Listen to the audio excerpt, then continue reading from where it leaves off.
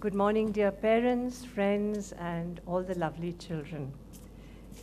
As you all know, this is a very, very special year for us, completing 30 years at Head Start. It is also the first time that the child of a child has enrolled with us.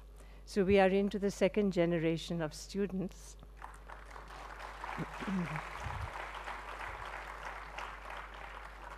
I met a gentleman at the beginning of the show and who said that, for 4 generations we've been coming to watch the annual day.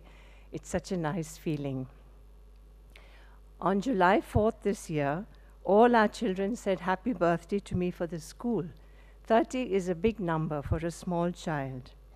After thanking them, I made the mistake of asking them how old they thought I was.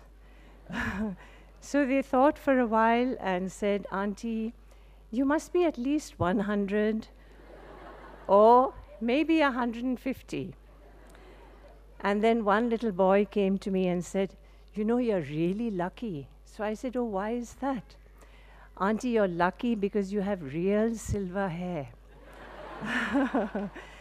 My Dadaji also had silver hair, which I thought was real. But he went to the seaside for a holiday, and when he came back, his hair was black. So maybe this little boy knew about oxidization, but didn't know about hair dye. But for once, I was really happy that I hadn't dyed my hair. We don't value youth when we have it, and it doesn't come back. But what remains is what I have learned from children, and this will always remain deep in my heart. A journey is not a beginning and an ending. It is continuous travel, a heartbeat, and evolving to some higher purpose or greater learning. Like an ever-flowing river that encounters obstacles along the way, yet has to maneuver, adjust, accommodate, and develop.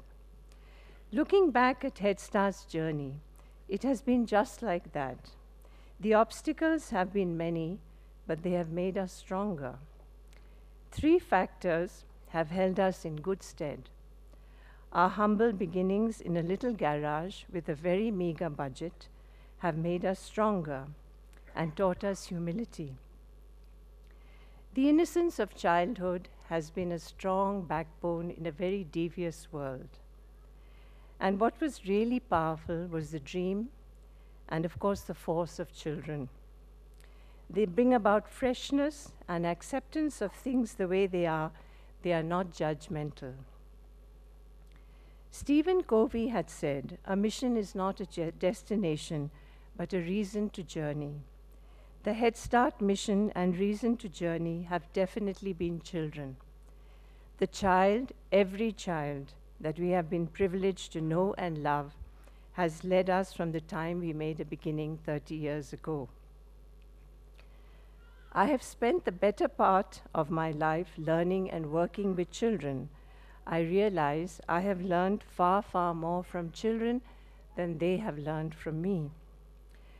Kailash Satyarthi, the joint Nobel Peace Prize winner this year, said, "When I help a child and look into her eyes, I feel as if she is freeing me." Beautiful thought. A child's life feels limitless because he or she is not confined by fears of failure or humiliation. If you ask a group of preschoolers how many of them are footballers and artists, or whether they can climb mountains or reach the moon, all their hands go up immediately. Yes, of course, they can do all these things. This freedom from fear is a gift, opening up vast expanses of learning and opportunity. Unfortunately, we all grow up. And once we start to grow up, we feel we can't draw or be a basketball player or mountaineer. Every child brings about uniqueness and individual spirit and perception. When I say perception, I realize that children have this in abundance. A boy in grade 7 told me that there is perfection in everything, and yet nothing is perfect. It took a child to make me reflect. Perfection is something that is elusive but motivates us to keep striving. The involvement of little children in the moment, their focus and concentration, teach us tenacity and determination. We may spend our entire lives trying to return to who we were as children, not realizing that we are the ones that have let our childhood go. When I see all our children, I wish they could retain their childlike quality forever. We are fortunate to encounter wisdom from children all the time. While reading the book Jonathan Livingston Seagull by Richard Bach with a group of seventh graders, I asked them to select a passage or a few lines from the book which moved them and to share what they learned from it.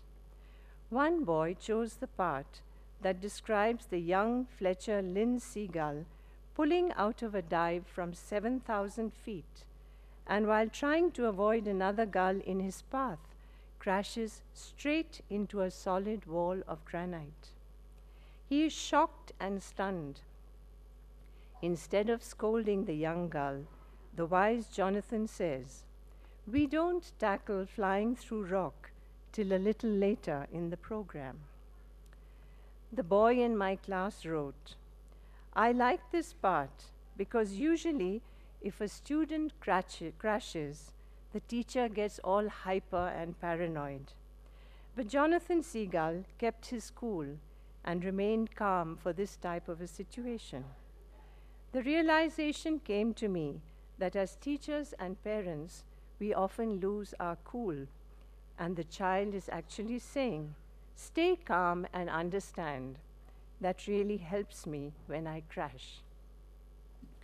A beautiful aspect of being a child is that they don't bear malice. I overheard two children have an argument, and one told the other, "I'm not your friend." Half an hour later, they were holding hands and enjoying each other's company. When I mentioned that they had said they were not friends, they both smiled and said, "That was earlier, Auntie. Now we are friends." If governments and nations could forget the disputes that happened earlier and make a fresh start, wouldn't the world be a happier place? There would be no dispute over Kashmir, no civil wars in Nigeria or Afghanistan, and no Gaza Strip. We would be quick to sign peace treaties and move on to harmonious living. It is interesting that Maria Montessori and Mahatma Gandhiji met in London in the 1900s, and subsequently Montessori came to India. She and Gandhiji shared many common ideas and beliefs.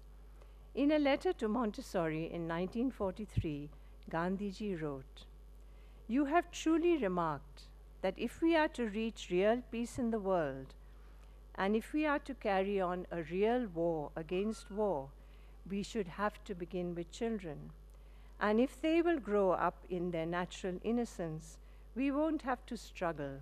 We won't have to pass fruitless, idle resolutions, but we shall grow from love and to love and peace to peace, until at last all the corners of the world are covered with that peace and love, for which, consciously or unconsciously, the whole world has been hungering."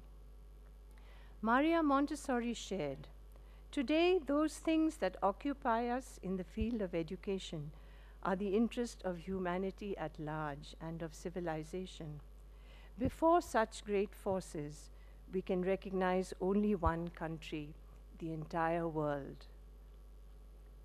Children look at us with a mature spirit of acceptance, accepting us the way we are, along with all our shortcomings.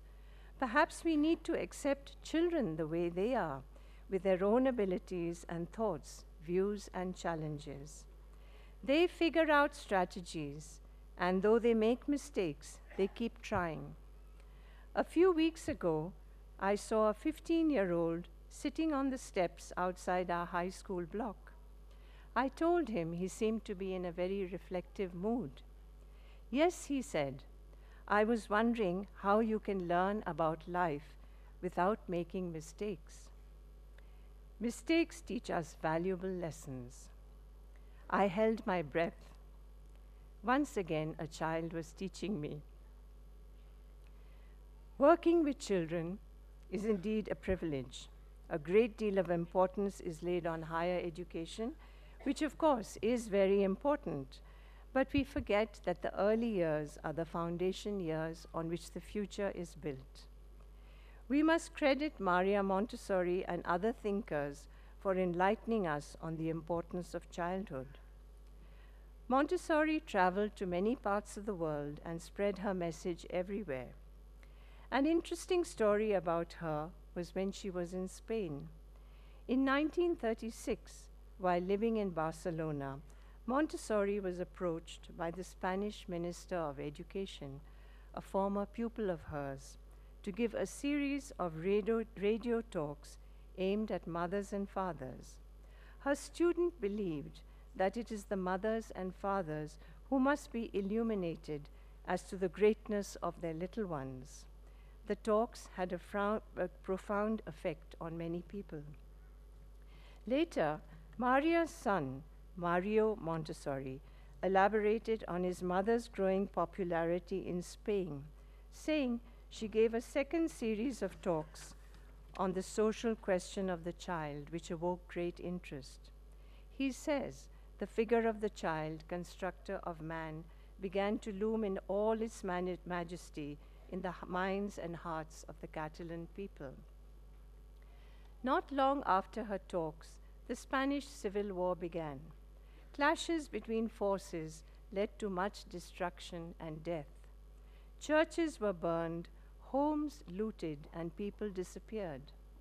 It was only a matter of time before the conflict reached Maria Montessori's front door. Then one day, while out on the veranda with her grandchildren, Maria Montessori saw them coming. The Militanos marched down the street, shouting and brandishing their weapons. Mario, her son, relayed the dramatic scene.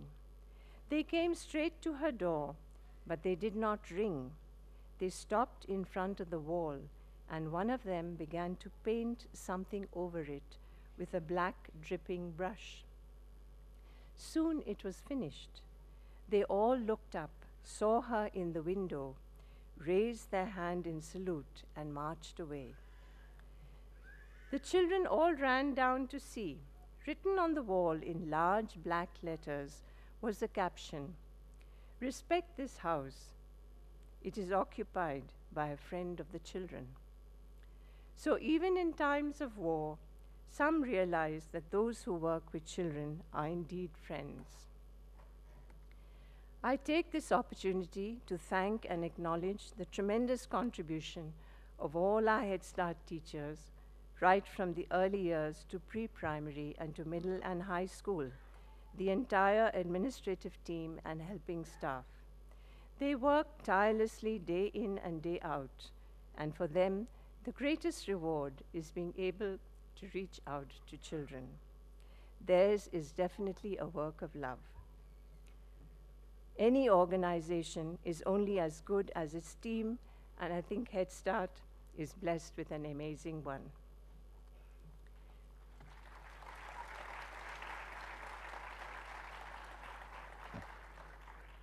We have learned from parents, and as parents, we learn from teachers and as teachers, but we learn the most from children. Let us work together as educators, both parents and teachers, and try to raise children who can bring about peace in an aggressive world. I close with a German proverb that says, "He who teaches children learns more than they do." Thank you for your support.